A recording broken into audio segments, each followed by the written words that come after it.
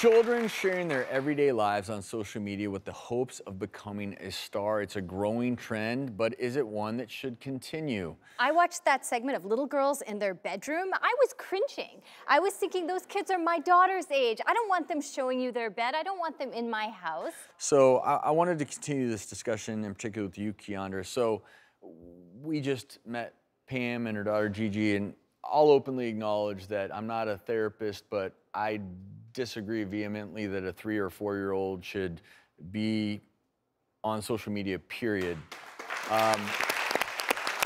Consuming, producing, and I don't want to spend any more time on their particular story because there are so many stories like that out there. Yeah. And these young minds, you used the word agency earlier, they have no clue what they're doing. And yet the reality is these polls don't lie. 33% of kids are growing up wanting to be a YouTube star. More than anything else, that's what they want. Teacher? Okay, some kids want to be a teacher. Most of them want to be YouTube stars. Astronaut? Okay, a few, but most of them want to be YouTube stars. How can we shepherd these young people? They're guinea pigs.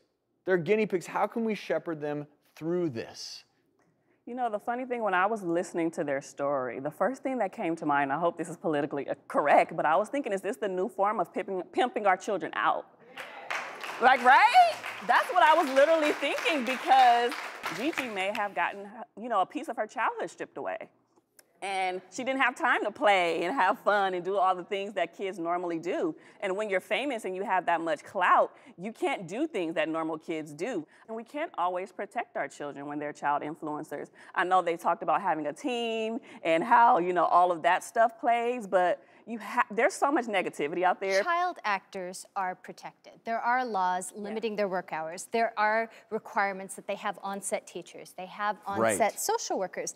These social media influencer kids have no such protections. That team really isn't there. That team is never going to be there for someone even if in there's that a manager and an agent, their job is not to protect the child. There are no checks and balances whatsoever.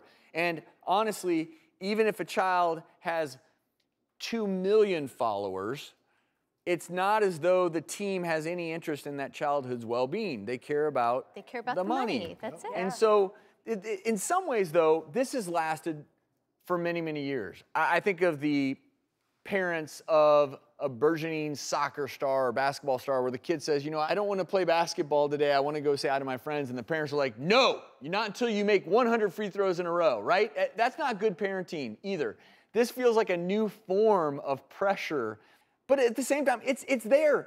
And these kids want to be YouTube stars, so what do you do? Kylie Jenner and her success story. Everybody sees that, it's thrown in your face. It's like, well, why can't I do that? Or at least to a much smaller extent, which is significant. It's also the little kid consuming and following, and it seems out of control to the point where I'm sitting here next to you thinking, you have 2 kids right now.